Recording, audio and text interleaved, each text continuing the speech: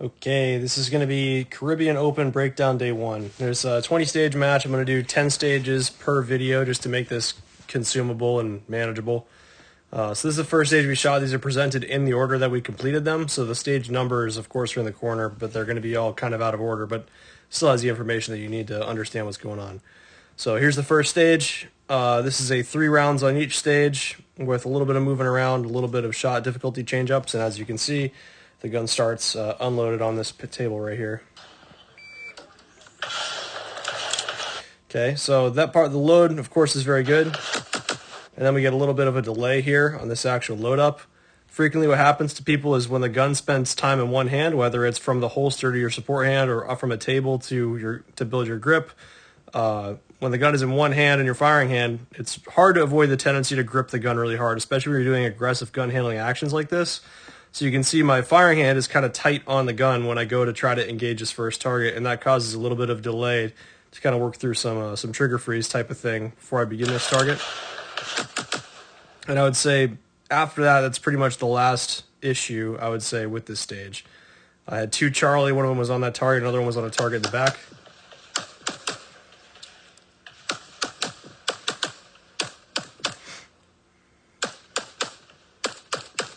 It's you can kind of see right here too, this lighting is relatively nasty, and you can see from this shot, I'm shooting occluded, which I end up doing this entire match. But just seeing, especially through the smoke, seeing the spots in these targets is a little bit tough, so pretty measured on these first few stages, but this was a good performance overall. These last 2 targets are about 15 meters away. Stage 2, again, another unloaded start.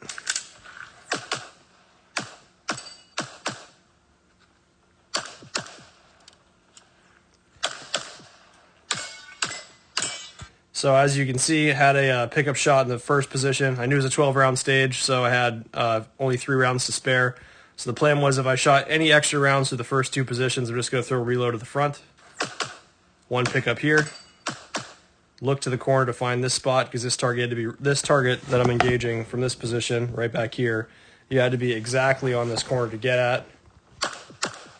So reload up to the front, take this knee, and then nice careful shooting on those 3 poppers just to keep the time clean. This stage, there's you could kind of do it 2 different ways. Let's play it while I speak here. You could basically shoot it in this order. Well, I guess actually there's 3 ways. You could have shot this in the complete opposite order, but you could shoot this stuff in the front, and then stop here to shoot this swinger and paper, and then reload to the back. Or you could have done it just basically in 2 positions. So if we go to there, shoot what you have to see there, and then run directly back to where I'm at here. And I debated doing that like down to the wire, probably a little bit too much, and that ended up costing me to be able to not really have the number of visualization reps I probably should have had.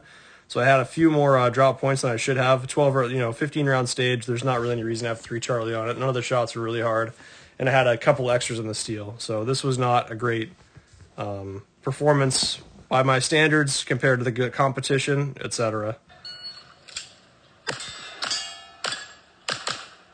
Extra shot there. Good clean shooting on the swinger. Extra shot on this activator. Extra shot on this clamshell, which is out of frame. The first shot was a delta onto the edge, and then I had to throw quick pickup shots. So a few extra shots, just kind of sloppy performance on that stage. This stage was really complex, but overall was a good execution. It ends up looking really cumbersome because you have to hit these positions very precisely. Like this right here, you could have taken this retreat the opposite direction, but then you would have been basically trying to, as opposed to doing this 270-degree spin around, you would have had to basically turn back to this target I'm about to engage, and then essentially backstep into this position to nail this next window. So I did a 270-degree turn right here. And you can see that sequencing is really smooth. This position right here, hitting this sequencing was critical. If you end up 6 inches in the wrong direction this way or that in this position, you would not be able to make this combination happen. So you can see that this actual entry is relatively deliberate, looking where I want to land. And then you have to step into here, and then make another 1-step combination to make sure those positions get hit, and then a short reload to finish this stage.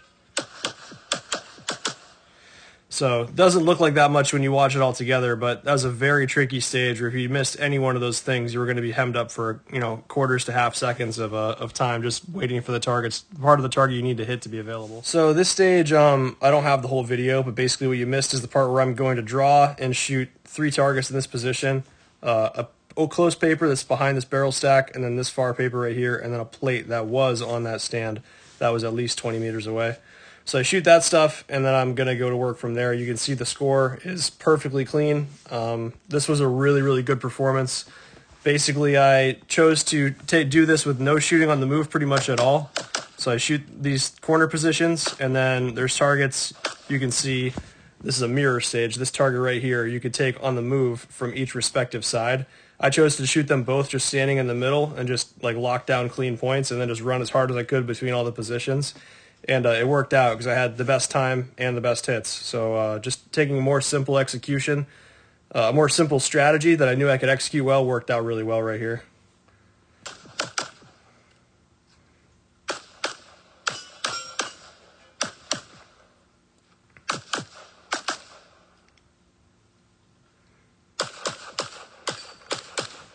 Pretty widely shot in this over prep on the way into this plate back here. You can't see it, but this hit ended up being, the plate is like right here, and the hit ended up being like right there. So that was pretty much the only skid on this performance, I would say. But a very good stage performance on the whole. This was the first stage we shot after lunch. I ended up being about a second slow to a couple of the other competitors on this one in production optics. I'm not really sure where I lost that time, because this performance overall is a bit careful, but not really, there's nothing really wrong with it. Just kind of careful. Only thing I think is maybe other people did a transition from here to this target that you can see right here, as opposed to doing the reload and then going up to it, and that could have saved a bit of time potentially. But a second is a lot of time. I don't think that accounts for the whole thing, and I'd be curious to see a couple people, other people's videos from this, because there was more than one person that beat me by in the neighborhood of a second on this stage.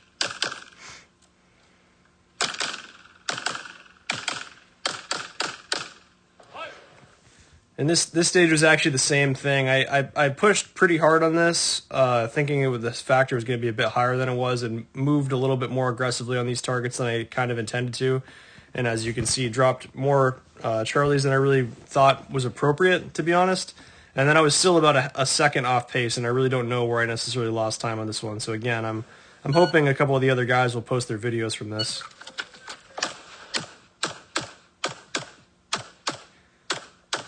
As you can see, it's a one shot on each stage. Definitely could have choreographed this a bit better.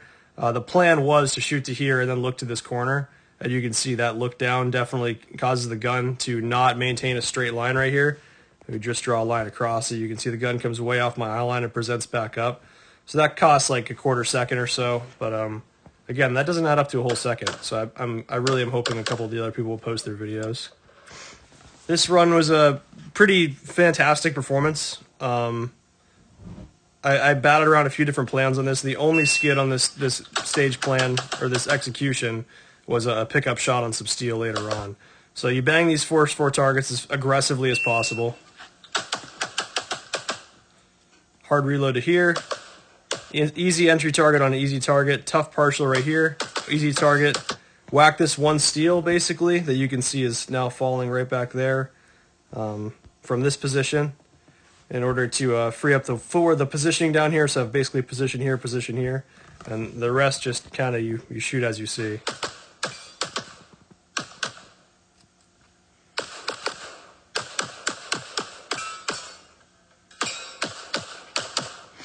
So that one pickup shot was just about the only thing that went wrong here. It looks like if you would just watch kind of what happens is I'm trying to step in, transition, probably not really dedicated to it because I'm going as fast as I can. And luckily I was able to make this pickup happen before the wall closed up that popper. So ended up still being a very good run, of course. This was a pretty hard stage. You drawing to a stack target with a partial on top right here. And then these next 2 targets, essentially, they're split next to a barrel, and they're partials that are 12 or so yards away. So the shot itself is not that difficult, especially with the dot, but just the positioning is nasty. because you had to kind of bury your head like deep downrange here to get at the second target. So you can see that positioning to get into the following position around this wall is a little bit awkward. So just getting this to get the right part of the target was the hard part. And the second target is where I have my 1 Charlie for the stage, just aiming a little bit too safe off the hardcover on the barrel.